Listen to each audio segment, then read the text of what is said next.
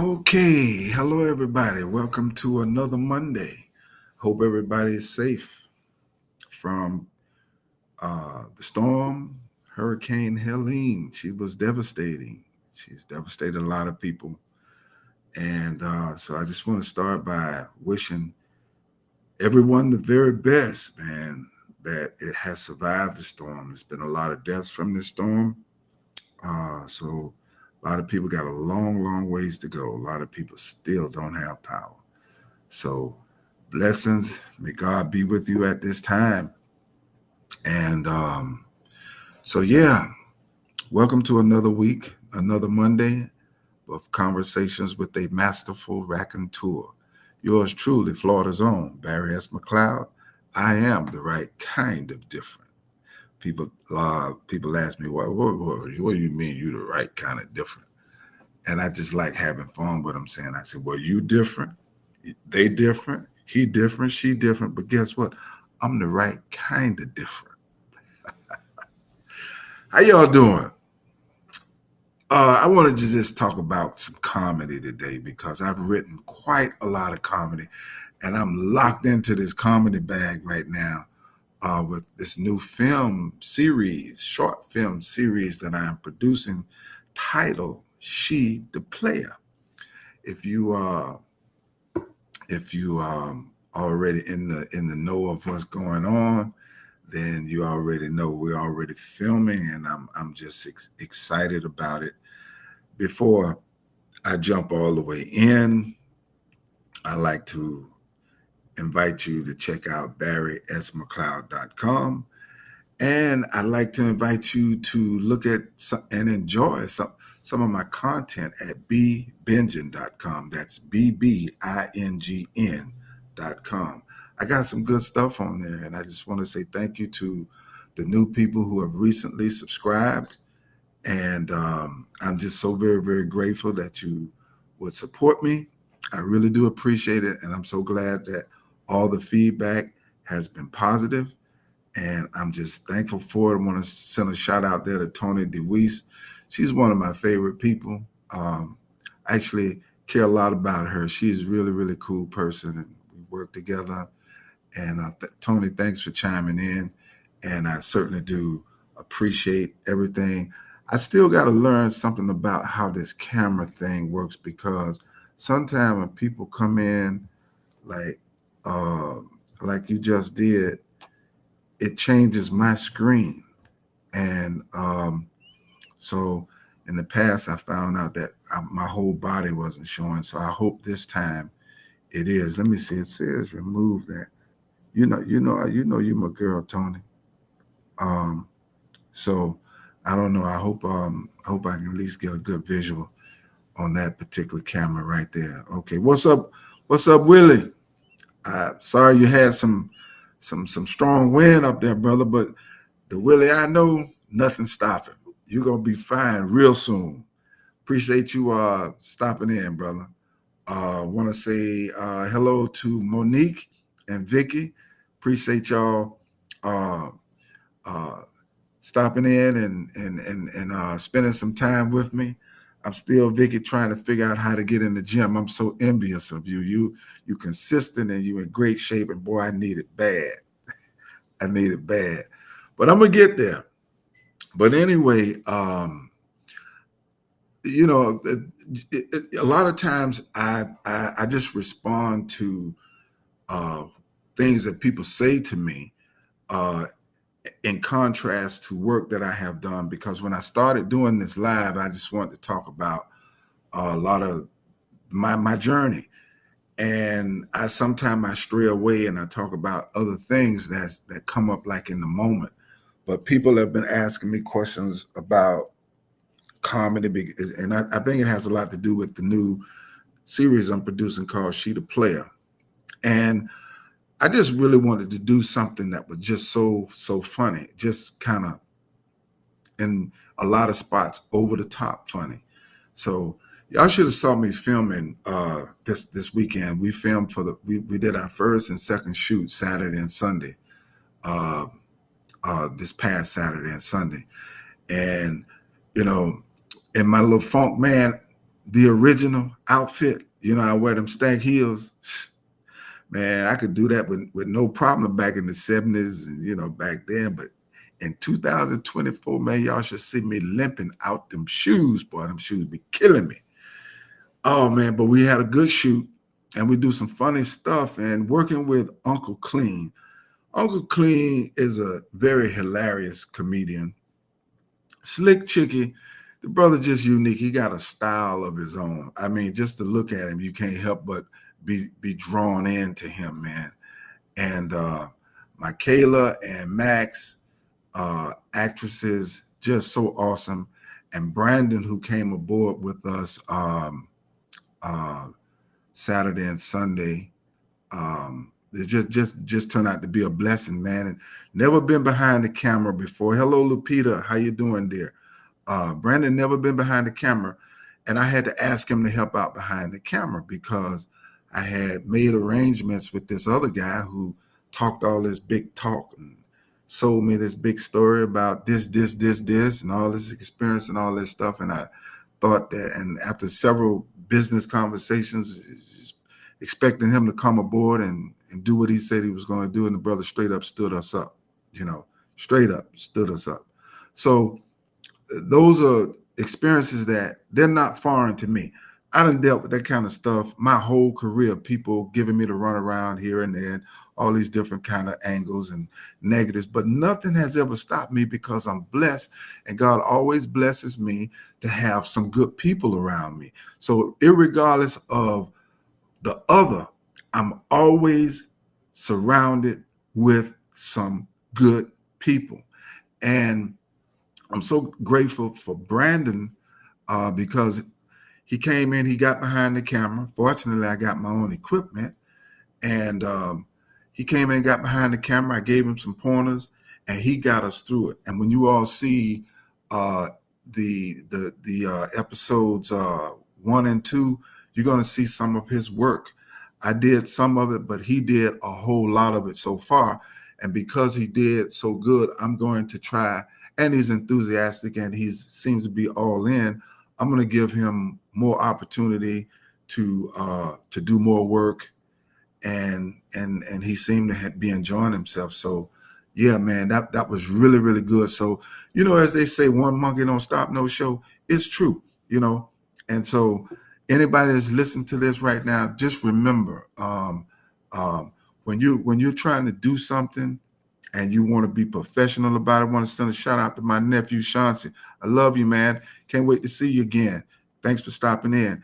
But when when you're trying to do something and you're trying to collaborate with somebody, especially somebody who has sold you, and they act is more particularly when they are somebody who can actually do what they said they can do.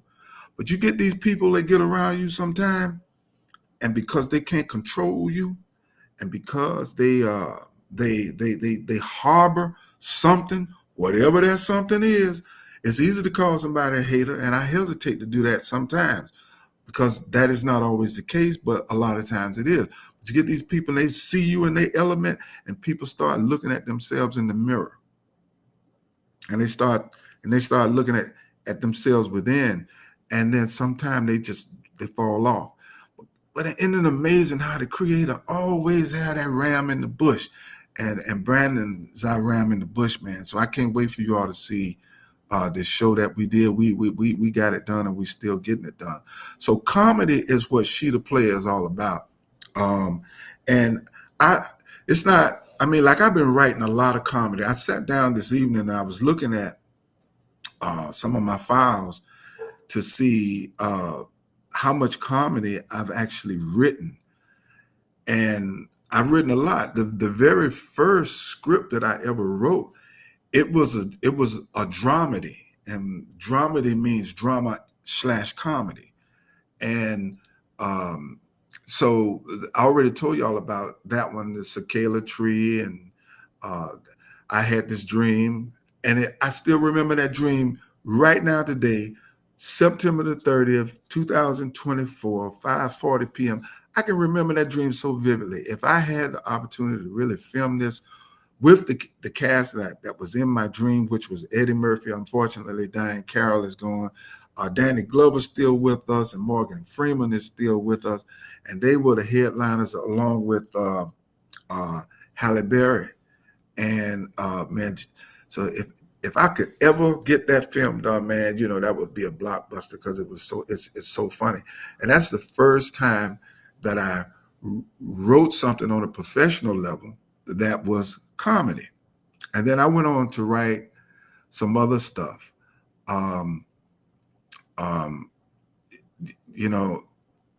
Right now I started writing, shoot.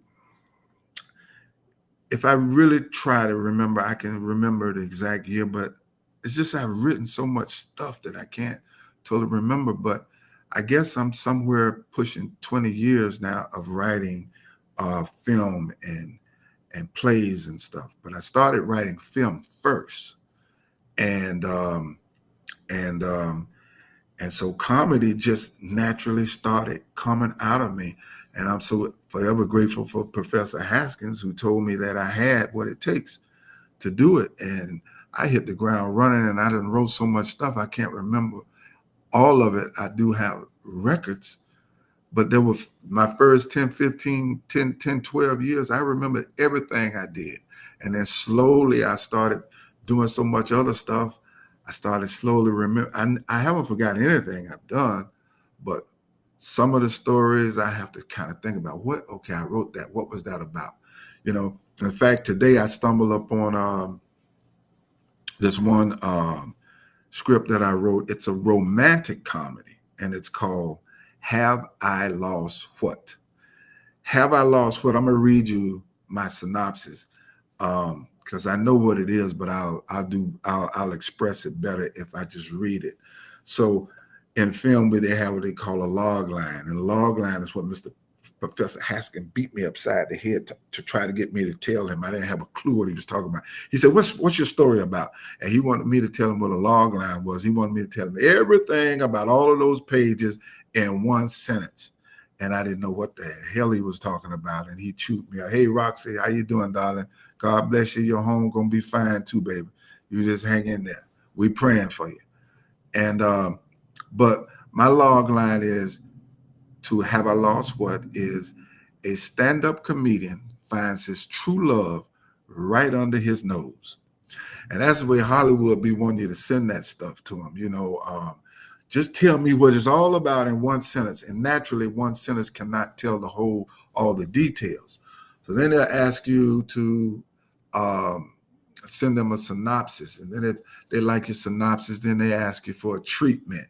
A synopsis is a paragraph, and then a treatment is several pages. I was never comfortable sending treatments out because once you send a treatment, they really want you to tell so many details in 7 to 8, 12 pages that they really got your whole story. So then at that point, they can tell you they don't want your stuff, and then they got it all. They can go make another movie just like it, and make it just different enough. So I was always uncomfortable with that. What's up, Rose? How you doing, darling? Thanks for stopping by. So I always got bullheaded when it came down to the treatment. I was always like, I'm gonna send you my synopsis and my log line, and then you have to request my script, which we do NDAs and all of that kind of thing. So I was much more comfortable with that process. But the synopsis for Have I Lost What? Reads as this: a very funny, talented, accident-prone stand-up comedian is destined for bigger things, but he must first leap over the hump of his personal insecurities in dealing with love and what's best for his career. He suffers from the disease of falling for the wrong women in the process. His gorgeous agent, who is always challenging him, Thank you, You're welcome, dear. I'm gonna get back with you. I hear you, but everybody else might can hear you too. So if you just chill, I love you and I appreciate it. Thank you, darling. No disrespect. Much love. But I lost my track there. But it's really about this stand-up comedian who he's very accident prone and he's clumsy and he's working on his career, and he has an agent who's beautiful and he's looking for love, and he's dating the wrong women, and so in the process of looking for love, he's not paying attention to his true love. His soulmate is right there under his nose, right there with him, working as his agent. And so he goes through all of this stuff, and he has to hone his skills to get up on that stage and make people laugh. And she assists him, and she's really his backbone and everything. And then at a certain point in the story, they discover what was right there all along. So that makes it a very cool romantic comedy. It's very funny. Hey, cuz, what's up, Bob? How you doing, baby? And so yeah, that I can't wait to produce this. I probably got some comedian friends of mine who, if they're watching this, they're probably thinking right now, okay, Baron, that's my role. That's my role. But excuse me, I gotta, when I do that film, I gotta make sure that I cast the right actor, comedian for that role, because that is a very significant role to play. And that's just another example of the kind of writing that I have been doing.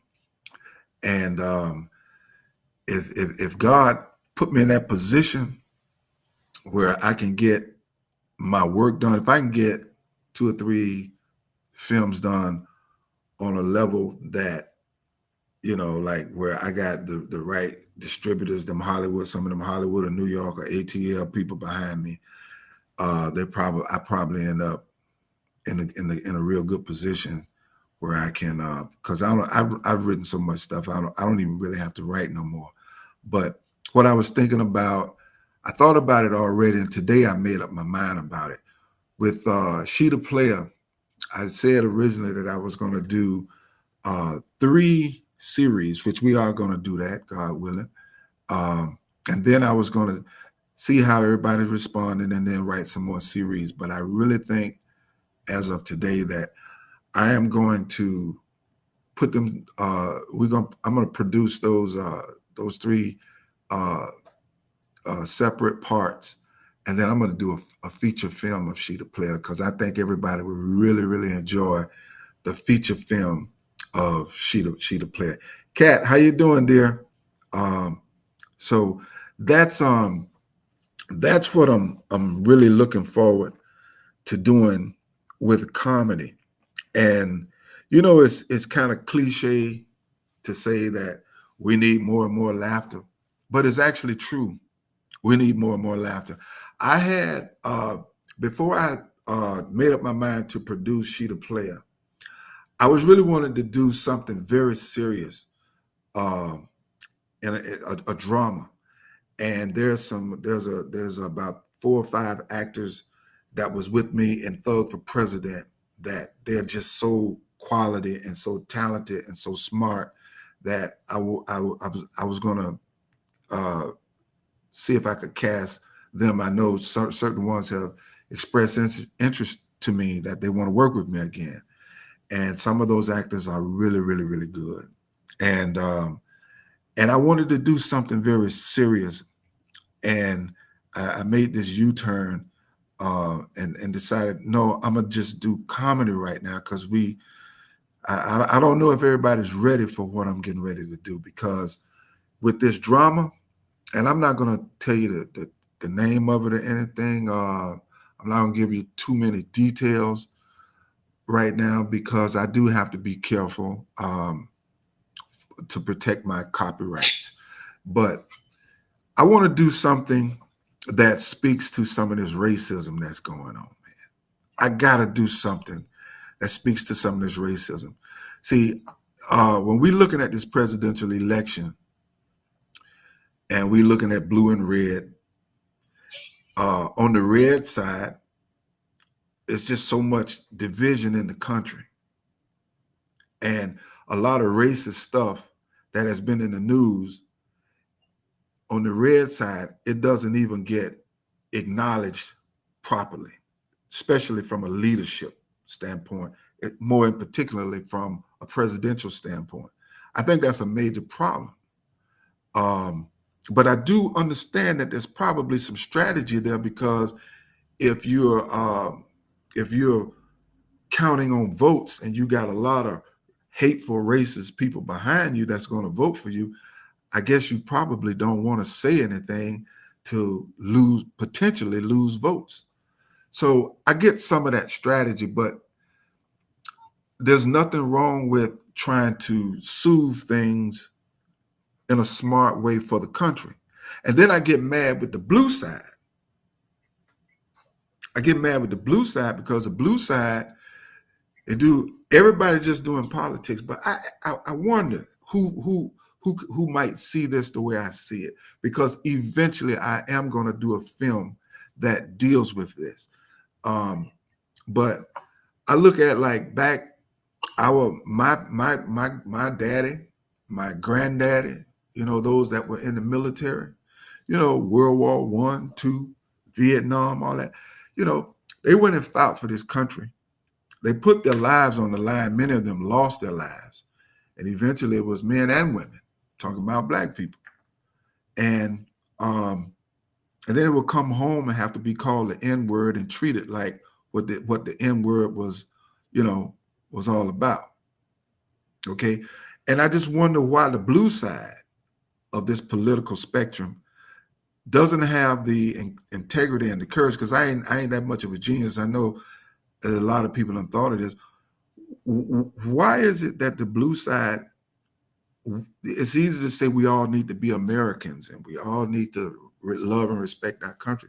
But I just want to know what's wrong with saying to the American people, listen, all of this racism and this division and all of this hate and all of this, if somebody don't get elected, it could be a civil war and all of this madness. There's a lot of people ain't paying attention, but this conversation is going down and this tension is already there. So why is it that the blue side won't remind the whole United States of America that, look, we have diversity in our armed forces that's protecting this country, that's affording you the privilege to be able to exercise all of this hate. So you can't expect these people that you are hating them, you're hating their families. You can't expect these people to go out and defend this country for you if that's how you are. You can't have it both ways. And so I just think that that's something that should be said to all the people, to remind the United States of America that, yeah, it's okay if you feel the way you feel. You can love who you want to love. You can hate who you want to hate. But, this thing about us going like to war against each other, that will only break down our infrastructure. And then you got Black people, Latino people, Asian people, and every other kind of non-white person, Indian, you name it, Islamic, you got some of everybody that's in our military that's protecting this country. And I don't think that that's a political error or mistake for the Democratic side to say something to that effect, maybe a more articulately than I just did. But I just think it needs to be said. So yes, eventually I'm going to do a film that addresses some of this stuff in my own creative way and out of my own DNA and writing style. And so, but right now that is just so serious that I just don't think a lot of people can even digest that right now.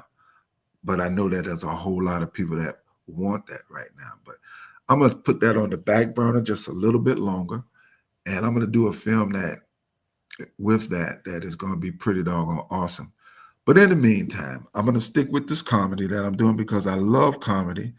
As soon as I get Sheeta Player done, I'm going to be doing a comedy tour with some stand-up comedians. And I just love seeing people be laughing and happy and stuff. And so why comedy? Yeah, we need more laughter. We need more laughter. We need laughter in every category of life. I don't care whether you're in the church, out of the church, whether you're rich, whether you on the street with a sign, asking for some money, wherever you are in this spectrum, in the military, not in the military, you need to have enough laughter for your soul. So I want to thank you all again for sitting in with me. Hello, Shirley. And what's up, Brad Dunson? I appreciate y'all. And for those of you who don't know, every Monday, somewhere in the neighborhood of 5 o'clock, I can't say exactly 5 o'clock, but somewhere in the neighborhood of 5 o'clock, I am going to be coming back to you with conversations from a masterful raconteur. And for all you haters out there, yes, I am a very good writer, which is why I call myself a masterful raconteur. I've written enough. I've written over, I don't know, 20, 25 screenplays, at least that many or more stage plays, 4 books. I don't know how many articles I've written. I've just done quite a lot of work. So, I just have a lot that I can talk about as far as my writing experiences and journey and stuff. So, yeah, that's what I am. Florida's own. Truly, the right kind of different. Love you too, Roxy. Hope y'all have a blessed evening. And all of you who have been affected by Hurricane Helene, we'll pray for you and keep you in prayer. And hopefully the government will step in, and FEMA and all those people. And you got to, if you don't have information about that kind of stuff, you got to contact downtown, call City Hall, ask questions, because they have all kind of funds available to help you get your roof fixed, to help you get different, whatever. Tree fell on your car, they got stuff to help you. So don't think that they don't have stuff available. There's a whole lot of people already getting it. So if you ain't got down there, hurry up and get on down there. Anyway, I'll see y'all next week, and y'all be on the lookout for my new film, She the Player. Thank you. Have a great evening.